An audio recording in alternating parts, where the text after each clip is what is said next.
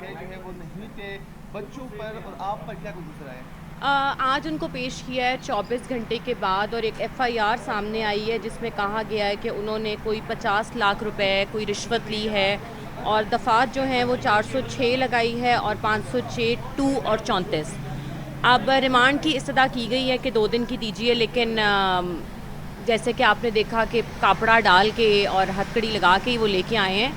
लेकिन सिर्फ मेरी गुजारिश ये आईजी इस्लामाबाद से कि कल तक मुझे इवन नाउ जब उनको अदालत लाए हैं तो हमें बताया ही नहीं गया कि वो किस केस में मतलूब हैं और किस केस में उनकी गिरफ्तारी डाली गई है। तो वो एफआईआर अभी उन्होंने डीसील किया और अभी बताया है कि ये केस रिश्वत लेने देने या करप्शन का है, और ऐसा मेरी आंखों के सामने मैं हल्फन कहती हूँ अल्लाह को हाजिर नाजिर जानकर कि ये एफआईआर बिल्कुल बेबुनियाद है, ऐसा कुछ नहीं हुआ है। मैं हल्फन बयान देने को तैयार हूँ कि ऐसा उन्होंने अपने टेनोर में ऐसी कोई भी खुदबुर्द नहीं की, और अगर होता तो आपको लगता है कि ये पीडीएम की गवर्नमेंट हमें बख्शती जब इनका टेनोर था सारा का सारा।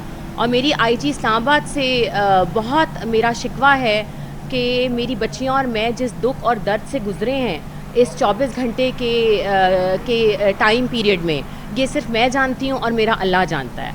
बट एनी हाउ हमें पूरी उम्मीद है कि अल्लाह पाक कोई ना कोई आगे भी 2 केसेस में निकाला है, और अब आगे भी अल्लाह ताला कोई ना कोई रास्ता निकालेगा। मैडम, एक तासुर पाया जा रहा है कि फवाद चौधरी साहब पर प्रेशर था, दबाव था कि इस्तेकाम पाकिस्तान पार्टी में एक्टिव हो जाए, वो नहीं हो रहे थे क्योंकि आप उनकी अहलिया है। क्या इस तरह कुछ हुआ, कोई प्रेशर उन पे था किसी पार्टी की तरफ से, कहीं और की तरफ से? नहीं नहीं, ये तो देखें ना, कल फिरदौस आशिक ईवान साहिबा भी कह रही थी कि जी उनकी राहें सीधी नहीं हैं, उनकी ये सीधी नहीं है। पहले तो उनकी राहें पूछें ना, पहले तो उनकी राहें पूछें कि उनकी राहें कहाँ किस पार्टी की तरफ जाती हैं।